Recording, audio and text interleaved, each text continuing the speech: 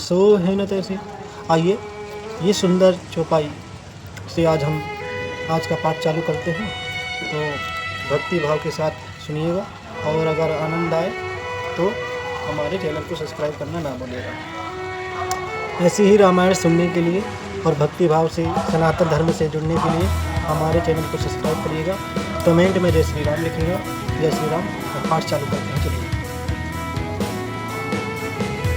ओम रामाय रामभद्राय रामचंद्राय वेदसे रघुनाथाय नाथाय सीताय पते नमो नमः। लीलाम्बुजश्याम अनुपमिलांगं सीता समारो विधवा विभागं कालो महासायक चारुजापं नमामि रामं रघुवंशनाथं नमामि रामं रघुवंशनाथं। तो रामायण की ये चौपाई जो हम स्टार्ट कर रहे हैं, पहले आपको रामायण से ये चौपाई सुनाएंगे। चौपाई के बाद सरल भाव में आपको अर्थ समझाएंगे कि अर्थ का चौपाई का अर्थ समझाएंगे हिंदी भाषा में, ताकि आपको समझ में आए। मणिमानिक मोके ताछ विदेशी अहि गिरि गज सिर सोहे न तैसी। नभ किरीट तरणे तनु पाई अलहि सकल शोभा दिखाई। मणि मानिक और मोती की जैसी सुंदर छवि है। वह सांप, जिस प्रकार सांप पर्वत और हाथी के मस्तक पर वैसी ही शोभा नहीं पाती, राजा के मुकुट और नवयुवती स्त्री के शरीर को पाकर ही ये सब अधिक शोभा को प्राप्त होते हैं। वैसी हमारी श्री रामचंद्र जी की अनोखी सुंदर छवि है।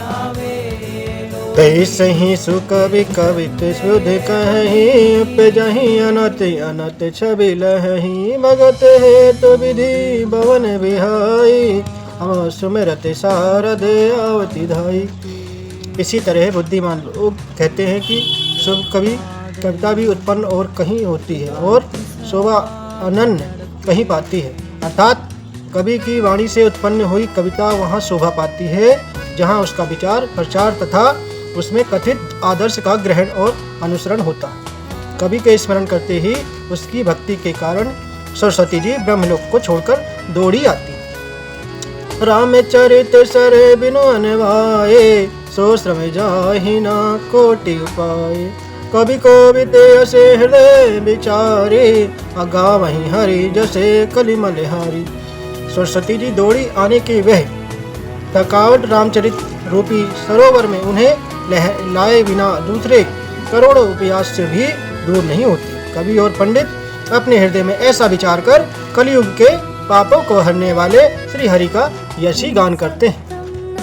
कीन प्राकृत जने गुणे गाना असिर धुनि गिरा लगत पछिताना। हृदय सिंधु मते शिप समाना स्वाति शारदा कहे सुजाना। संसारी मनुष्यों का गुणगान करने से सरस्वती जी सिर धुल कर पछताने लगती है कि मैं क्यों इसके बुलाने पर आई।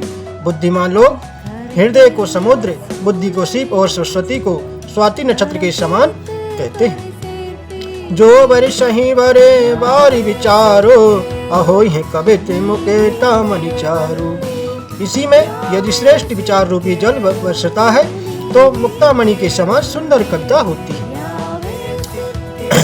जुगति वेदी पुनि पोहे रामचरित वरतागे।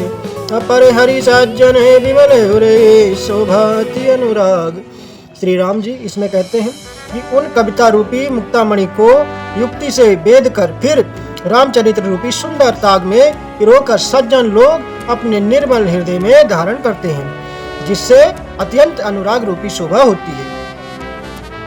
ऐसे जे जन में कली काल कराला कर तब वायस वेश मराला।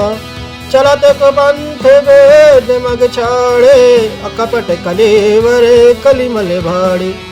जो कराल कलयुग में जन्मे हैं, जिनकी करनी कौवे के समान है और वेश हंस का है, जो वेद मार्ग को छोड़कर कुमार्ग पर चलते हैं, जो कपटी मूर्ति और कलयुग के पापों के भाड़े हैं।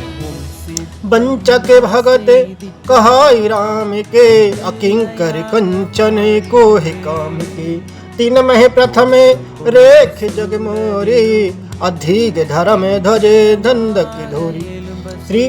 जो श्री राम जी के भक्त कहलाकर लोगों को ठगते हैं, जो धन लोभ क्रोध और काम के गुलाम हैं, और जो धीगाधिगी करने वाले, धर्मध्वजी धर्म की झूठी ध्वजा फहराने वाले दंभी हैं और कपट के धंधों को बोझ ढोने वाले हैं, संसार के ऐसे लोगों में सबसे पहली मेरी गिनती है। जो अपने अबे गुण सब कहूँ, अबाढ़ कथा पार नहीं लहूँ। ताते में अति अल्प बखाने, अथोरे महु नहीं सयाने। यदि मैं अपने सब अवगुणों को कहने लगूं तो कथा बहुत बढ़ जाएगी और मैं पार नहीं पाऊंगा। इससे मैंने बहुत कम अवगुणों को वर्णन किया है, बुद्धिमान लोग थोड़े ही में समझ लेंगे। समझहु विविध विधि विनती मोरी, को ना कथा सुने देहि खोरी। एतहु परे करहि जय आशंका, अमोहित अधिक ते जड़ मति रंका।